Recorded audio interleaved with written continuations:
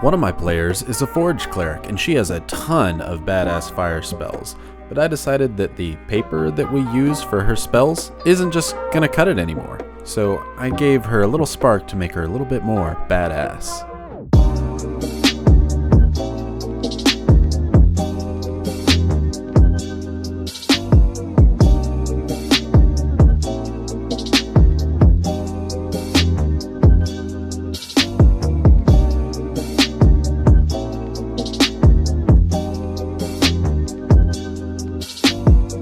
I got the idea of creating D&D spell effects from an old video by Zuby. She makes fire spell effects for her action figures, and I decided why not use those as Dungeons & Dragons spell effects. This video essentially boils down to needing two things: hot glue and paint. I guess you also need parchment paper so that it doesn't stick to it, but you can also use glass. But I'm going to show you how to use some hot glue and paint to get some awesome looking fire effects. We're going to maybe eventually do this for ice effects in another video, but we're going to start with just fire. So first thing I do is lay out a sheet of parchment paper, and I'm lucky because I have my inch grid behind it. I'm doing 3-inch wall sections, so the first thing I do is make a 3-inch wide, 1-inch tall section of fire, and I just run the hot glue gun up and down so that it looks like ice crystals, or, well, in this case, fire. They're basically going to be the same thing. You can see here zoomed in a little bit better. You basically want to make it thick on the bottom and then just run the hot glue gun up to the top so that it becomes thinner at the top, like a flame would be, where it's, you know, the creation or source of the flame is at the bottom and it's kind of losing its luster towards the top. We want to make sure that there's no gaps in here, so if you do see any small little gaps with no glue, you want to go back over and do those again. Now, as I'm doing these, when the glue is starting to harden, I'm going back over it, just taking the hot glue nozzle and kind of picking it up. You can see there on the right, it's very flat and shiny, where if I go back over it again, it kind of looks like flames because there's, you know, little intricacies to it. This is what it looks like when we're done. We're basically looking at one side here, and it's very 3D and transparent. The transparency is really key here. The transparency is what makes it look like fire. Otherwise, it'll just look like, you know, some really cartoony fire, which is not what I'm going for. Now the next one I'm making is 12.5 inches long, which is the circumference of a 4-inch circle, which is a scaled version of the Wall of Fire D&D spell. I really wanted to make that one. So now we're also making a fire trap, and I'm using an old Chessex dice box that I don't need anymore, and I'm going to coat it just like I did random pieces of parchment with hot glue, and we're going to paint that hot glue later, but we want to make sure we don't cover the entire thing because we're going to paint parts of the hot glue but leave the clear glass box so it looks like a trap or a prison that somebody gets stuck in, right? Now I've got all of my hot glue fire bases laid out here. I've got the big 12.5 inch long ones as well as some 3-inch wide with 2-inch tall and 1-inch tall ones, and this is a test piece that I did. This is kind of what we're after. We're going to make a little bit better version of it, and we're going to use red paint, orange paint, and yellow paint. I make my own orange by just mixing red and yellow. I've got a really light yellow pastel and kind of a more banana yellow that I use for all these. We're almost turning these paints into a wash because we need to get a ton of water on them or else they're just going to stick right to the hot glue and we're going to lose that transparency that the hot glue offers. If you want to have fully colored ones, that's fine. You don't need to do nearly as much watering down. After we do that, just coat the entirety of them in yellow. You might want to leave the tips a little not yellow because that'll make it a diluted red when you get to that step, but I like to coat the whole thing in yellow because the fire has bits of yellow that go all the way up to the top with sparks and whatnot, and you're going to see a lot of leftover transparency. When you get to here, try to make sure you're a little bit more careful on the box because the box is the one we don't want any of the paint to touch the glass or else it's going to lose its "this is where the fire is" effect, right? The next one we do is orange, and the orange is really kind of just a transition color between the yellow and the red. You might not even need to do it, honestly. If you mix the red in while the yellow is still wet, it'll turn orange on its own. So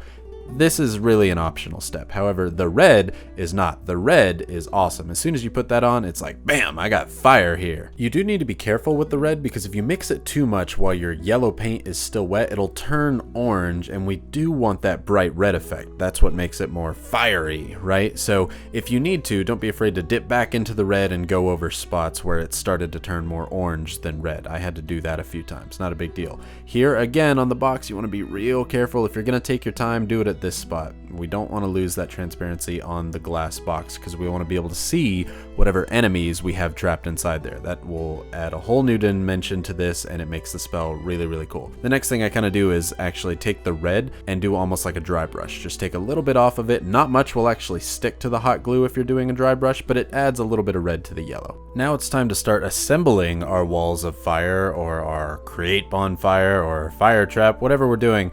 We're going to find the measurement, in which case I'm doing those 3-inch long walls, and just put a large, thick glob of hot glue down the length of it, because we're going to stand the wall straight up and stick it right on there. Now, because the hot glue is hot, and this is made out of hot glue, it'll actually melt it a little bit, and this will turn into one solid piece. You just have to be a little bit careful because it will want to fall over. So you got to hold it up until it decides it wants to stand up on its own. And you may need to reinforce it with a little bit more hot glue. So you do that with the first one. I'm doing 3 for each wall. I want it to be more 3D than just a sliver of fire, right? So I put extra hot glue on the bottom. Again, it kind of melts into it, which is a good thing. I think it turns it into a solid piece instead of something that hinges on the hot glue holding it up.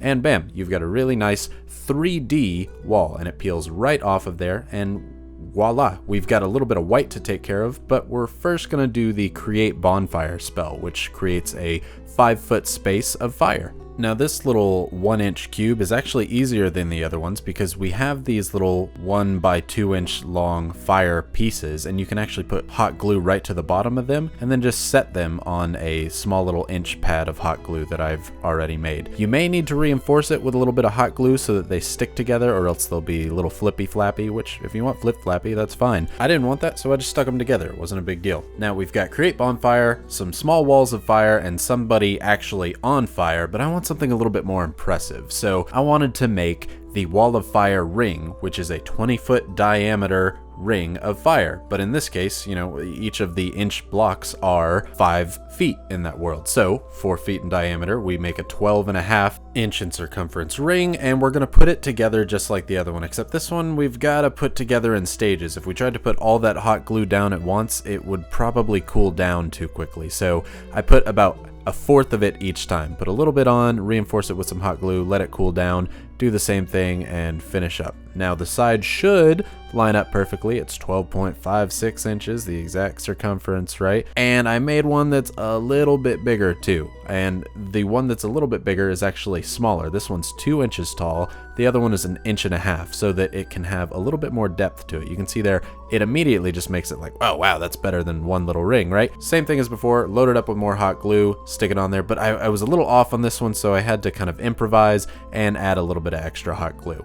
Now with the Create Bonfire spell, I had some extra of these little 1 by 2 inch things of fire, added it to it, and bam, that made it look even better. Even more 3D. That's what we're aiming for with all of this. Now the last thing to do is to touch up all of the white hot glue with just some straight yellow paint. You don't have to do red because it's pretty much all on the bottoms. You have to on the ringed one just a little bit, but do some yellow, and if you need any areas that need touch up, now's the time to do it, because if you can't see it when it's sitting there, you probably don't have to worry about it. But I wanted to coat everything with a little bit of yellow, and then finally I finished off this weird gap piece by painting it yellow and then getting that little bit of red on there, and you wouldn't even know it was there. I am extremely happy with how these turned out. They look so good in person and even better on the table. I took some glamour shots of them, and I'm just so happy. I'm going to use them for whatever wizard I play, or for whatever cleric if I end up playing a forge cleric like our party member does. But man, it really just makes that field pop. You can see it here. I've got a frost giant running up with the wizard engulfing it in the ring of fire,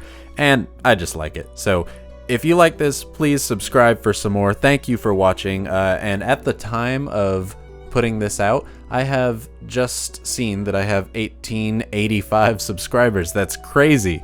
Thank you guys for watching. I super appreciate it, and I have never expected the growth that I'm seeing. So love you all. Have a fantastic day.